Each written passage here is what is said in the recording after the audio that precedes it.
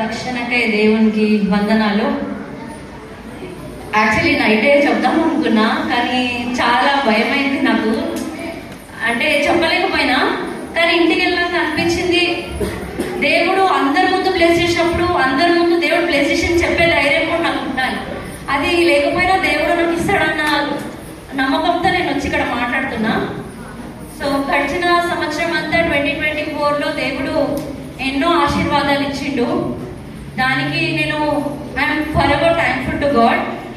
ఇంకా ఏంటంటే అప్పుడప్పుడు నాకు అనిపిస్తుంది, మనము అంటే నీతిమంతులు ఎవ్వరు లేరని దేవుడు చెప్పిండు కదా. అంటే మనం అందరం తప్పులు చేస్తాం.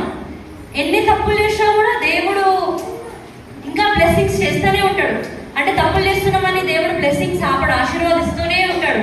అంటే దేవుడు ఇంత గొప్పవాడు కదా నిజంగా. సో నా జీవితంలో దేవుడు చాలా మంచి పనులు చేశాడు. అందులో నా జాబ్ విషయంలో దేవుడు నాకు he has been so grateful to మీ.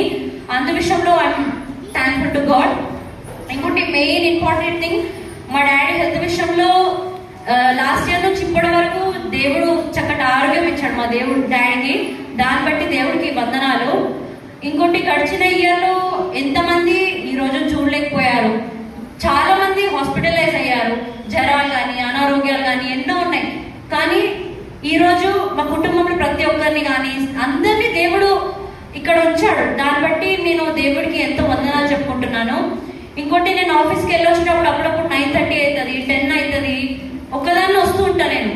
కానీ దేవుడు నన్ను కాపాడి నన్ను భద్రపరిచి సేఫ్గా నన్ను ఇంటికి తీసుకొస్తాడు దేవుడు డైలీ.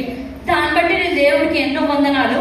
మొన్న అంకల్ చెప్తుంటే విన్నా, ఎన్ని యాక్సిడెంట్ జరుగుతుంటాయి, కానీ నిజంగా నేను రోడ్ క్రాస్ చేసేటప్పుడు కానీ చాలా సార్లు చూస్తూ ఉంటా. కానీ దేవుడు సేఫ్గా నన్ను డైలీ ఇంటికి తీసుకొస్తాడు. దాన్ని బట్టి నేను డైలీ దేవుడికి థ్యాంక్స్ చెప్తా. ఇంకా ఈ 2025 ఎట్లుంటుందో మన ఎవరికి తెలీదు. So I hope I put this 2025 year దేవుడు చేతిలో పెడుతున్నాను. దేవుడు మేలు చేస్తాడని నమ్ముచున్నాను. ఈ సంవత్సరం అంతా కూడా దేవుడు నన్ను చాలాసార్లు పరీక్షించాడు, మళ్ళీ బలపరిచాడు కూడా దేవుడు. సో పరీక్షిస్తాడంటే దేవుడు మనల్ని ఇంకా స్ట్రాంగ్ చేస్తాడని నేను అనుకుంటాను.